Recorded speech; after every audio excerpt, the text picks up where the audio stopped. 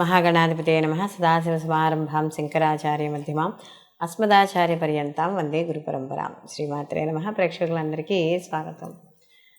మనకి కొత్త సంవత్సరంలో మనకి ఇంచుమించు సంవత్సరం మొదలైన 4 రోజులకి ఈ రవి మార్పు అనేది కనపడుతోంది మనకి. అంటే ఏప్రిల్ 13వ తారీఖున రవి గ్రహము ఇక్కడ మేషరాశిలోకి సంచారం, అంటే ఆయన ఉచ్చ స్థితిలోకి సంచారం చేయడం అనేది జరుగుతుంది. అయితే రవి ఎప్పుడైతే తన ఉచ్చక్షేత్రంలోకి వెళతాడో ప్రతి గ్రహము కూడా అక్కడ మనకి మార్పు చెందినప్పుడు కొన్ని శుభ ఫలితాలు, కొన్ని అశుభ ఫలితాలు ప్రతి రాశికి ఉండడం అనేది జరుగుతుంది. అయితే ఇప్పుడు 12 రాశుల వారికి ఈ యొక్క రవి గ్రహ మార్పు వల్ల శుభాశుభ ఫలితాలు ఏ విధంగా ఉంటాయి అనే విషయాన్ని తెలుసుకుందాం.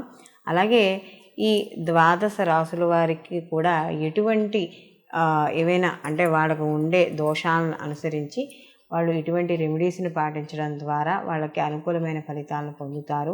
ఇలాంటివన్నీ కూడా మనం ఇప్పుడు ఈ వీడియోలో తెలుసుకుందాం. వృశ్చిక రాశి వారికి కానీ చూసుకున్నప్పుడు రాశ్యాధిపతి వచ్చి కుజుడు. వృశ్చిక రాశిలోకి విశాఖ 4వ పాదము, అనురాధ 1, 2, 3, 4 పాదాలు, జ్యేష్ఠ 1, 2, 3, 4 పాదాలు ఇక్కడ మనకి వృశ్చిక రాశిలోకి రావడం అనేది జరుగుతుంది. వృశ్చిక రాశి వారికి ఈ యొక్క రవి 6వ స్థానంలో ఉచ్చస్థితి పొందడం అనేది జరుగుతోంది. ఎప్పుడైతే 6వ స్థానంలో ఈ యొక్క వృశ్చిక రాశి వారికి రవి వెళ్తున్నాడో గత కొంతకాలంగా ఏదైతే అనారోగ్య సమస్యలు ఉన్నాయో ఆ సమస్యలు తగ్గడం అనేది ఉంటుంది. శారీరక దృఢత్వం ఏర్పడుతుంది. పనుల్లో ఒక ఉత్సాహము, ప్రతి పనిని కూడా ముందుకు వెళ్ళడము, ఇలాంటివన్నీ కూడా కనబడుతూ ఉంటాయి.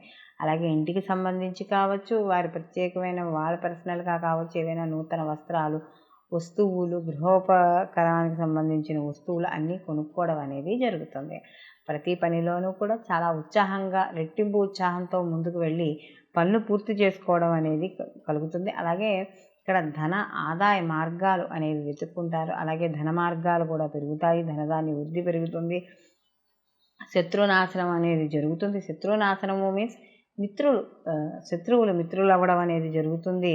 కాస్త ఎవరైతే మీ మీద మీరు ఎదుగుతున్నారు అని చెప్పి మీ మీద పడి ఏడుస్తున్నారో వాళ్ళ అందరూ కూడా కాస్త అటువంటి వాళ్ళు ఎవరైనా ఉంటే తగ్గుముఖం పట్టడం అనేది కనబడుతుంది. ఏవైతే కార్యక్రమాలు చేస్తున్నారో ఆ కార్యక్రమాల్లో విజయం సాధించడం అనేది ఖచ్చితంగా కనబడుతుంది. ఆరోగ్య విషయాల్లో అనుకూలత ఏర్పడుతుంది. అలాగే గత కొంతకాలంగా ఏవైతే పనులు ఆగిపోయాయో ఆ పనులన్నీ కూడా ముందుకు వెళ్ళడం అనేది జరుగుతుంది. వీళ్ళు మరిన్ని మంచి ఫలితాలు పొందడానికి వీరు కూడా ప్రతి నిత్యము ఆదిత్య హృదయ పారాయణ చేసుకోవడం, ఇక్కడ సూర్య భగవానుడికి ఆరాధన, అంటే ఇక్కడ ప్రతి ఆదివారము కూడా కాస్త పరమాన్నాన్ని నివేదన చేయడం, లేదా పరమాన్నాన్ని మీకు దగ్గరలో అయినా సూర్యనారాయణమూర్తి ఆలయం ఉంటే అక్కడికి వెళ్ళి ప్రసాదంగా పంచిపెట్టడం, ఇంట్లో తయారు చేసుకుని, లేదా అక్కడ గుళ్ళో తయారు చేయమన్నా కూడా వాళ్ళు గుళ్ళో తయారు చేస్తారు. కాస్త ఆదివారాల నియమాలు పాటించడం ద్వారా మరిన్ని అనుకూలమైన ఫలితాలు పొందడం అనేది జరుగుతుంది. అయితే మనం ఇప్పుడు 12 రాశుల్లో మనకి ఏ రాశికి ఆ రాశి గురించి రవి యొక్క మార్పు గురించి చెప్పుకున్నాం. మారడం వల్ల అసలు సహజంగా రవి ఆత్మకారకుడుగాను, అలాగే రవి గ్రహాల్లో కల్లా రాజుగాను చెప్పడం అనేది జరుగుతుంది. రవి సహజంగా ప్రభుత్వ ఉద్యోగస్తులకి ప్రభుత్వ పరంగాను, న్యాయపరంగాను, అలాగే ఎవరైతే ఈ ప్రభుత్వ రంగాల్లో పనిచేసే ఉన్నత అధికారులు, రాజకీయ పరంగాను, ఇలా అన్నింటికీ కూడా ఈ యొక్క మనకి రవి కారకుడు. ఎందుకంటే రవి అనేటప్పటికీ రాజు అంటే ఏమిటి? దర్పం. తన యొక్క అంటే ఒక దర్పంగా మాట్లాడడం, ఒక అధికారికంగా మాట్లాడడం, ఇలాంటివన్నింటికి కూడా రవి కారకుడిగా చెప్తాం.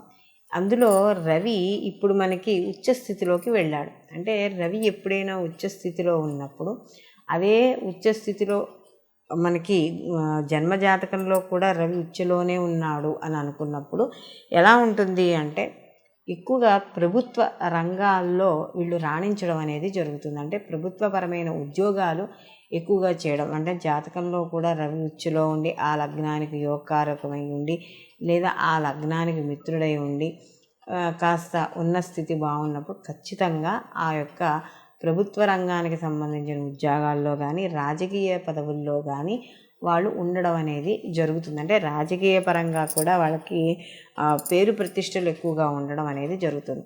అదే ఈ యొక్క జాతకంలో కానీ ఈ యొక్క రవి ఉచ్చస్థితిలో ఉంటే మగపిల్లవాడికి కానీ పుట్టిన సమయానికి ఉచ్చస్థితిలో కానీ ఉంటే ఆ తండ్రికి బాగా కలిసి వస్తుంది అని చెప్తారు. అందుకనే చూడండి, ఎవరైనా కొంతమంది మగపిల్లలు పుట్టంగానే తండ్రికి ప్రమోషన్లు కానీ లేకపోతే ఏదైనా ఉద్యోగం మారడం కానీ అంటే జీతం పెరగడం కానీ ఇలాంటివి ఎక్కువగా కనబడుతూ ఉంటాయి. లేదా ఏదైనా తరతరాల నుండి వచ్చే ఆస్తుపాస్తులు కలిసి రావడం కానీ ఇలాంటివి మనకి చూస్తూ ఉంటాం. కొన్ని జాతకాలలో మా అబ్బాయి పుట్టంగానే మాకు కలిసి వచ్చిందండి అని చెప్తూ ఉంటారు. కాబట్టి ఇలాంటి వాళ్ళందరూ ఏమిటంటే ఆ యొక్క రవి ఉచ్చ స్థితిలో ఉండంగా పుట్టిన బిడ్డలు ఎవరైతే ఉన్నారో వాళ్ళ తండ్రికి బాగా కలిసి రావడం అనేది జరుగుతుంది. అలాగే ఆడపిల్లలైతే, అంటే ఒకవేళ ఆడపిల్లలకు కానీ రవి ఉచ్చలో ఉన్నాడు అనుకోండి, వాళ్ళకు కూడా ప్రభుత్వ పరంగా కానీ లేదా గవర్నమెంట్ అండర్టేకింగ్ ప్రకారంగా ఉన్నవి కానీ లేదా గవర్నమెంట్లో ఉద్యోగం చేస్తే ఎంత సెక్యూరిటీగా ఉంటుందో అంత సెక్యూరిటీ ఉండడం, ప్రతి విషయంలోనూ క్లారిటీ క్లియర్గా ఉండడం, ఒక ముక్కు సూటి మనిషిగా ఉండడం, అంటే అబద్ధాలు ఆడకపోవడం, అధర్మంగా ఉండకపోవడం, ఇలాంటివన్నీ కూడా ఆడపిల్లలో ఉండడం అనేది జరుగుతుంది. అలాగే ఈ రకంగా రవి కానీ ఉచ్చస్థితిలో ఉంటే వాళ్ళకి వివాహం అయిన తర్వాత భర్తకి కలిసి రావడం అనేది ఎక్కువగా జరుగుతుంది. అంటే ఇటు తండ్రి కన్నా భర్తకి ఎక్కువగా కలిసి రావడం అనేది జరుగుతుంది. అందుకనే కొంతమంది ఆడపిల్లలు పెళ్ళి వెళ్ళిపోయిన తర్వాత వెంటనే భర్తకి కలిసి రావడం, అంటే ఉద్యోగాల్లో మార్పులు, మంచి కలిసి రావడం, వ్యాపారంలో కూడా కాస్త కలిసి రావడం. చూడండి, ఆ ఇంటి లక్ష్మి అండి ఆవిడ, ఆ అమ్మాయి వచ్చిన తర్వాతే కలిసి వచ్చింది అని చెప్తారు. కాబట్టి ఇవన్నీ కూడా మనకి రవి జన్మజాతకంలో ఉచ్చులో ఉన్నప్పుడు కలిగే పరిణామాలుగా మనం చెప్పుకోవచ్చు.